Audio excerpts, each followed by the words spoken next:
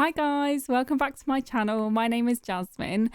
Today I'm working on a community lot for you guys. So the idea is that it's an abandoned factory in the world that comes with eco lifestyle, so Evergreen Harbour, and it's really dirty and gross and full of rubbish. I basically wanted to take advantage of the gameplay aspect that came with the pack in the this community lot type has 4 different variations. So it starts out as like a really dirty, gross, abandoned lot, and it has like loads of dumpsters and rubbish everywhere. And I think the only other sort of useful item is the recycling machine, but everything else is sort of a bit nasty. And then so that's the only build that I'm showing in today's video, but then I'm going to renovate it in a future build, or it might be several, it depends how long it takes me, into the 3 different lot types that you can choose in during gameplay. So they are community garden, a maker's space, and a marketplace. So what I might do is, for example, that sort of raised roof bit, I might add a glass roof onto that, so it makes it a little bit nicer in terms of indoor garden areas, and like maybe the marketplace, that would be quite pretty. So yeah, it's in a sort of older Victorian style, which I personally love this style of building.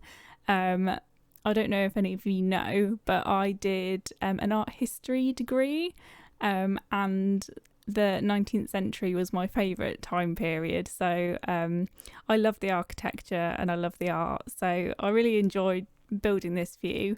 I do change it, I come back at the end because I built it and I was like, oh yeah, this is really good, I'm proud of this. And then I went on Twitter and I saw other people's factories, and YouTube as well. I like saw a couple of other people's videos of like old factories that they'd built, and I was like, oh god, mine's so inferior. So at the end of this, once I've done the inside and everything like that, I come back and I sort of add loads of pillars onto the exterior as well, and a bit more of decoration throughout. So it does change at the end, but yeah, hopefully it's an improvement. I don't know what you think.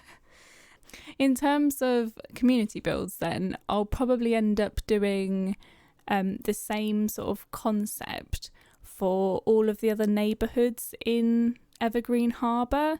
So what I had in mind was a big container build, well, not build, but like several containers that make up a build in Port Promise. Sort of like, I don't know, I saw a really awesome build of like I don't know what they called it, but it was like a container slum, and it won't be exactly like that, but it was a sort of similar concept where the original build will be a bit like grody, obviously, and then I'll make it nice and pretty. And then in, I think it's the Quarry is the other area, so this was in the I can't remember the name of the neighbourhood, but this was the train station neighbourhood. And then in the Quarry one, I was thinking of maybe doing some sort of water tower and a building with it, like an old another sort of industrial building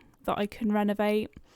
So now I've gotten around to putting in all of the sort of gross objects, and I have to say this pack is amazing for debug content. So using the cheat show hidden objects, it like unlocks a load of those sort of rubbish bags and mess on the floor that they don't it's not really the type of build that I would normally have made before this pack came out, because I normally in my gameplay, I think I've mentioned it before, that I like things to be quite neat and tidy and I don't like much to go wrong.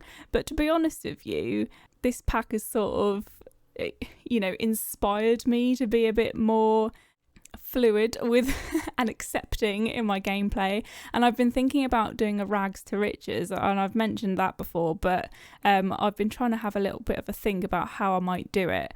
And I think what I might do is have a sim, and then they would eventually, obviously they'd use like the fabrication skill and make furniture and things like that, but then I might eventually get them to have their own furniture shop, because I think that would be quite cute, and then I could make a little shop in the neighbourhood. But what I might do is wait until I have built a few more buildings in Evergreen Harbour. So because I like things to look perfect, even if I build gross buildings, I want them to look good whilst I'm playing in game. I don't really want EA's builds to be in my game, so I want to build everything first, and then I might start a let's play. So that's my plan at the minute.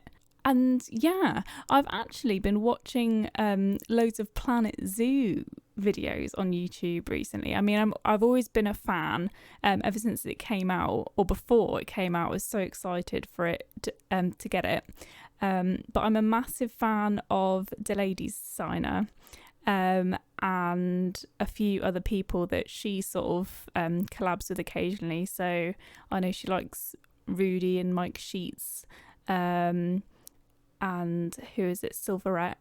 And I love their stuff. So I think, and I love building in Planet Zoo. It's just another game that you can.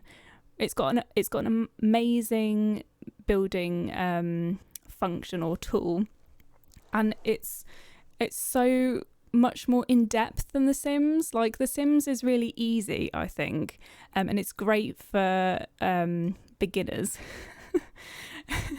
Not really doing it much credit there, but I think the Planet Zoo building mechanics are just so much more. You're just so much able to do so much more with them, and they're not as neat, I find. They're sort of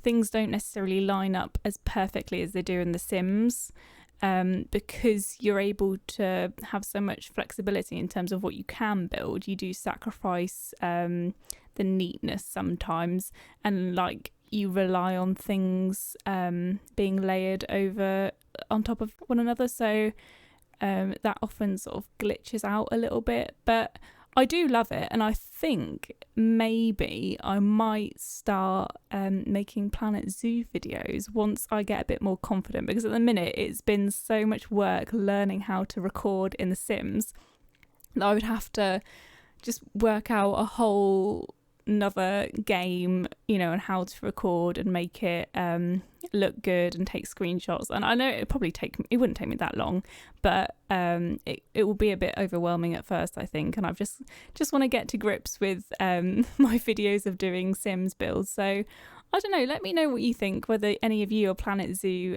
fans, down in the comments, because I'd love to know. But yeah, that is definitely on the table for the future of this channel, so exciting stuff. But yeah, we're coming up to the end of the build now, so I'm probably gonna head off.